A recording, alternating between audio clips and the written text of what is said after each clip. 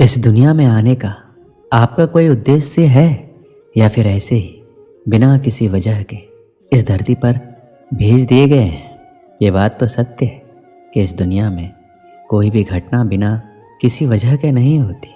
जो भी होता है उसका कोई ना कोई उद्देश्य ज़रूर होता है। जब प्रत्येक घटना का कोई ना कोई उद्देश्य ज़रूर होता है तो आपके इस दुनिया में आने के पीछे भी कोई ना कोई उद्देश्य ज़रूर होगा। क्या आपने अपने इस उद्देश्य के बारे में कभी सोचा है? क्या आप जानना चाहते हैं कि आप इस दुनिया में क्या करने आए हैं? यदि आप जानना चाहते हैं तो इस वीडियो को अंत तक जरूर देखिएगा। इस दुनिया का प्रत्येक व्यक्ति केवल एक ही उद्देश्य और अधिकार के साथ पैदा होता है और वो है अपने जीवन में सफलता प्राप्त करना।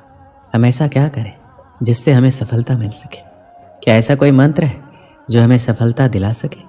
सफलता वो मंजिल नहीं है जिसे पाने के लिए हमारे आसपास के लोग हमसे कहते हैं और अपनी मर्जी को हम पर थोपते हैं, बल्कि सफलता वो मंजिल है जिसे हम खुद पाना चाहते हैं और हम वह पाना चाहते हैं जो हमें अच्छा लगता है। हम उसे पाना चाहते हैं जिसमें हमें सुखद अनुभव होता है। हमारी मंजिल वही है जिसे प्राप्त करने में हमें आनंद का अनुभव हो। अतः आप अपनी मंजिल को किसी दूसरे के बताने से नहीं बल्कि खुद चुनिए। फिर चाहे कोई भी और कितना भी आपका विरोध कर ले, कोई भी परेशानी पैदा कर ले, आप अपनी मंजिल तक पहुंच कर ही रहेंगे। तब आपको कोई रोक नहीं सकता। और अगर बिना मन की सफलता मिल भी गई तो ज़िंदगी भर खुशी नहीं मिल पाएगी। यदि सफलता को प्राप्त करना है तो अपने मन के सागर में गोता लगाओ और देखो कि आप अपनी ज़िंदगी में कौन सा रंग भरना चाहते हैं। देखो कि आप अपने आप को किस रूप में देखना चाहते हैं। अपनी इच्छा को, अपने सपने को, अपने मन के आईने को सामने रख कर तो देखो। बिल्कुल साफ नज़र आ जाएगा कि आप क्या चाहते हैं। आईना कभी झूठ नहीं बोलता, ना ही कोई शंका पैदा करता है। जो जैसा है बिल्कुल वैसा ही दिखाता है। अपने उद्देश्य को जानो और चल दो अपने मंजिल की ओर, जहाँ सफलता आपका इंतजार कर रही है। आपको सफलता को प्राप्त करने के लिए समझौता नहीं करना है। दूसरों की इच्छाओं को अपने ऊपर नहीं थोपना है। जो आज सफलता के शिखर पर है तो उसका एक ही कारण है कि उसने वो किया जो वो खुद करना चाहता था।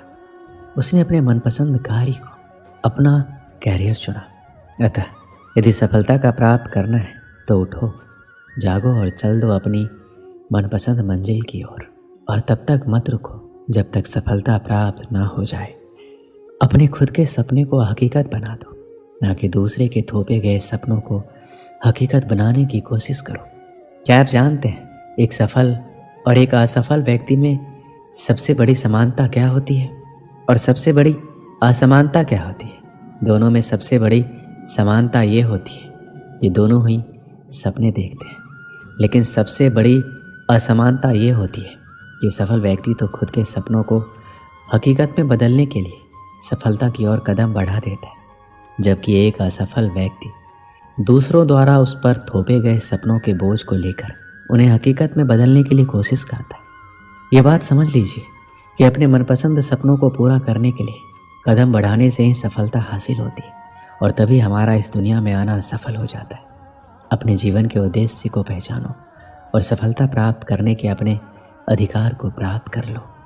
श्री कृष्ण कहते हैं, जब सूरज अस्त होता है तो दरवाजे हर कोई बंद करता है, लेकिन जब भाग्य का सूरज अस्त होता है तो भी दुनिया के दरवाजे बंद हो जाते हैं।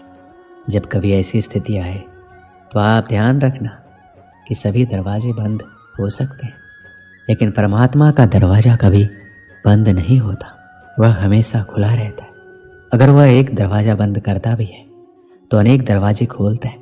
उदासी और दुख में डूबा हुआ इंसान बंद दरवाजे की ओर देखता है और भगवान की कृपा के जो दरवाजे खुले हुए हैं उधर नहीं देखता। जब हम भगवान को भूलते हैं और किसी अहंकार में आकर ये सोचते हैं कि मेरी अकल, मेरी शक्ति, मेरा सामर्थ्य और मेरी योग्यता के कारण ही ये सब संभव हुआ है और मैं अपने कार्यों में सफल हुआ, तो ध्यान रखना, घमंड से इंसान भूल सकता है परंतु फल नहीं सकता, क्योंकि परमात्मा को किसी का अहंकार बर्दाश्त नहीं है। जब व्यक्ति ऐसा करता है तभी चोट खाता है। एक बार महाभारत में युधिष्ठिर के एक सवाल के उत्तर में भीष्म पितामह ने कहा मनुष्य से बढ़कर कोई नहीं। आपको ये जानकर आश्चर्य होगा कि 84 लाख योनियों के बाद हमें मनुष्य जीवन मिलता है और संसार के सभी प्राणियों में मनुष्य ही सबसे श्रेष्ठ है। लेकिन इस धरती पर हम दुनियादारी के चक्कर में ऐसे फंस जाते हैं कि हमारी बुद्धि सीमित दायरे में ही सिमट कर रह जाती है। हम सांसारिक सुखों को ही सब कुछ मानकर उसमें लिप्त रहने में ही अपना सौभाग्य और अपने जीवन की सफलता समझते हैं। क्या आपने कभी सूर्य की बिखरी हुई किरणों को लेंस के माध्यम से एकत्रित करके किसी कागज पर डाला है? आपने ऐसा जरूर किया होगा और आपने देखा होगा कि जब हम सूर्य की बिखरी हुई किरणों को लेंस के माध्यम से एकत्रित करके उसे किसी कागज पर डालते हैं तो वह कागज जलने लगता है। जरा सोचिए, सूर्य की किरणें तो हर तरफ है, लेकिन फिर भी लेंस ने ऐसा क्या जादू कर दिया कि सूर्य की किरणों ने कागज को जला दिया। दरअसल ऐसा इसलिए हुआ क्योंकि लेंस को पता था उसका लक्ष्य क्या है। उसका अपने लक्ष्य पर फोकस था। सूर्य की हर तरफ बिखरी किरणें किसी को नहीं जलाती, लेकिन जब वही किरणें लेंस के माध्यम से एकत्रित होती है तो कागज को जला देती है।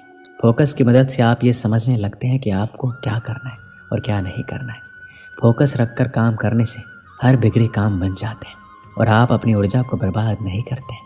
अगर आप किसी भी क्षेत्र में ताबड़तोड़ सफलता चाहते हैं तो आपको अपने काम के प्रति समर्पित रहना होगा। जब आप अपने मनचाहे क्षेत्र से जुड़ा कोई काम करते हैं तो उस काम के प्रति समर्पित हो जाते हैं तो आपको सफल बनाने से कोई नहीं रोक सकता है, खुद आप भी नहीं। एक समय की बात है, एक राहगीर एक देश की यात्रा पर निकला।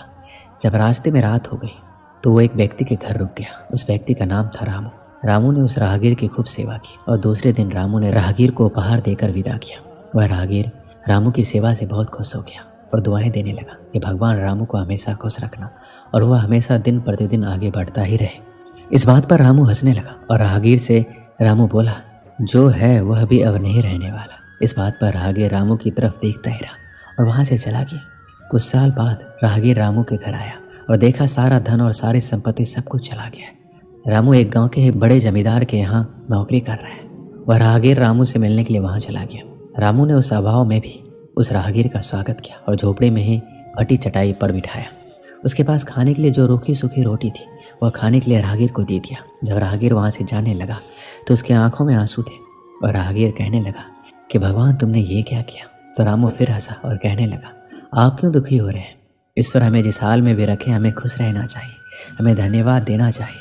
सदा समय बदलता रहता है और इतना ही नहीं, ये भी नहीं रहने वाला है। इस पर राहगीर सोचने लगा, मैं तो केवल वैसे ही राहगीर हूँ, लेकिन सच्चा राहगीर तो तुम हो रामू। कुछ साल बाद राहगीर फिर से यात्रा पर निकला और रामू से मिला। देखा तो देखता ही रह गया, सब कुछ बदल चुका था। रामू अब जमींदारों का जमींदार बन चुका था। उसे मालूम हुआ रामू जिस जमींदार के यहाँ नौकरी कर रहा था उसकी कोई संतान नहीं थी। उसने अपनी सारी संपत्ति और जायदाद रामू को दे दी। राहगीर बहुत खुश हुआ और रामू से कहा, अच्छा हुआ वह जमाना गुजर गया, भगवान करे अब तुम ऐसे ही बने रहो। यह सुनकर रामू फिर हंसने लगा और कहने लगा, आपको अभी भी नादानी बनी हुई है। राहगीर ने फिर रामू से पूछा, क्या ये भी नहीं रहने वाला? रामू ने उत्तर दिया, हाँ, या तो ये चला जाएगा या फिर इसको अपना मानने वाला ही चला जाएगा। यहाँ पर कुछ भी नहीं रहने वाला है। अगर कोई चीज़ शाश्वत है तो वो है हमारी आत्मा, वो है हमारे मन की शांति, वो है हमारे मन का सुकून, और बाकी जो कुछ भी है वो हमेशा रह नहीं सकता। राहगीर ने रामू की बात को ध्यान से सुना और वापस चला गया। जो होता है उसे स्वीकार करो। कुछ सालों के बाद राहगीर उस गांव से गुजरा तो रामू का महल तो है, लेकिन उसमें रामू नहीं है। रामू अब इस दुनिया में नहीं रहा, उसकी मृत्यु हो चुकी थी। राहगीर मन ही मन सोचने लगा, एक इंसान जिंदगी भर कितना दौड़ता रहता है, रोता रहता है, दुखी रहता है। जिन चीज़ों के लिए इंसान तड़पता रहता है, दुखी रहता है, वास्तव में वह चीज़ तो हमेशा रहने वाली नहीं है, वो सारी चीज़ें बदलने वाली है। इस कहानी से हमें क्या शिक्षा मिलती है? हमारी ज़िंदगी में जब भी कोई मुश्किल, तकलीफ़ या दुख आए तो हमें ये सोचना चाहिए कि ज़िंदगी में इससे पहले मुश्किलें या उलझनें आई, क्या वो हमेशा रुकी? जैसे सारी मुश्किलें आकर चली गई वैसे ये भी चली जाएगी, ये हमेशा रहने वाला नहीं है।